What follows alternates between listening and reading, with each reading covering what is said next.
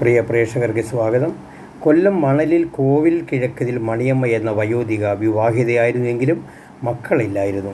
ഭർത്താവ് വർഷങ്ങൾക്ക് മുമ്പേ മരണപ്പെട്ടു. താൽക്കാലികമായി ഒരു സർക്കാർ സ്ഥാപനത്തിൽ തൂപ്പുജോലി ചെയ്തു വരികയായിരുന്നു. വാർദ്ധക്യം എത്തിയതോടെ ജോലിക്ക് പോകാൻ പറ്റാതായി.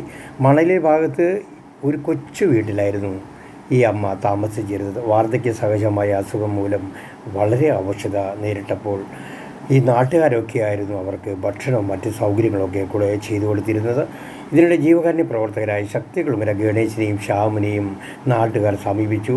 വളരെ പ്രശ്നമാണ് ഈ അമ്മയ്ക്ക് എന്നറിഞ്ഞുകൊണ്ട് അവർ ഉടനെ ഓടിയെത്തുകയും അതിനെ തുടർന്ന് ഇവിടുത്തെ വാർഡ് കൗൺസിലർ വിവരം അറിയിച്ചതിനെ തുടർന്ന് അവരും ഇവിടെ എത്തി. കണ്ണകി ശാന്തി തീരം എന്ന വൃദ്ധസദനത്തിലെ നടത്തിപ്പുകാരി കൂടിയായ അമ്പാടി ജയശ്രീയും എത്തി മണിയമ്മയെ ഏറ്റെടുക്കുകയായിരുന്നു. വളരെയേറെ സന്തോഷത്തോടെയാണ് മണിയമ്മ നാട്ടുകാരോട് യാത്ര പറഞ്ഞ് ജയശ്രീക്കൊപ്പം പോയത്. അതിൻ്റെ പോകുന്നതിൻ്റെ ദൃശ്യങ്ങളാണ് പ്രേക്ഷകർ കാണുന്നത്.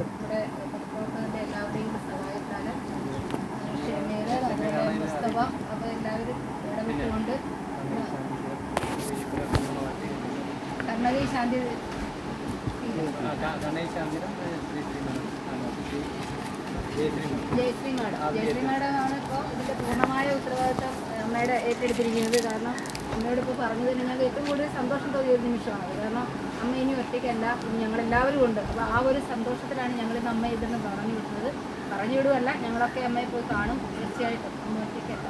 അപ്പോൾ അതുകൊണ്ട് ഏറ്റവും സന്തോഷമുണ്ട് ഈ ഒരു നിമിഷം അമ്മയെ ഈ ഒറ്റപ്പെട്ടാതെ എന്നുള്ള സന്തോഷത്തിലാണ്.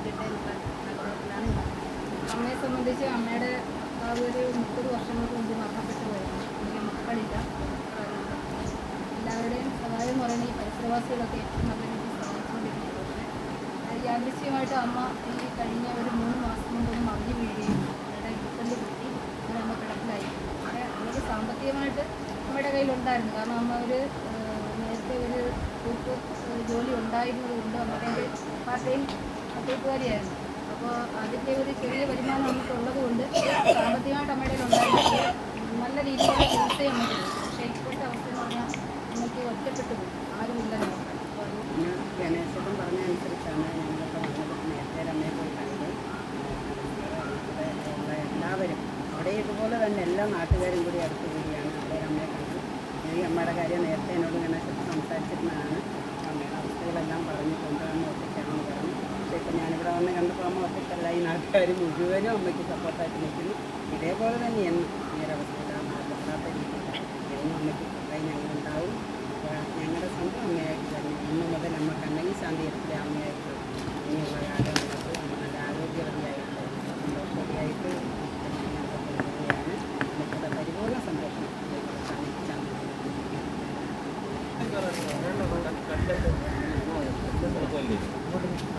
ഇതാകുമ്പോൾ ഇച്ചിരി പൊക്കം കിട്ടും തരാൻ.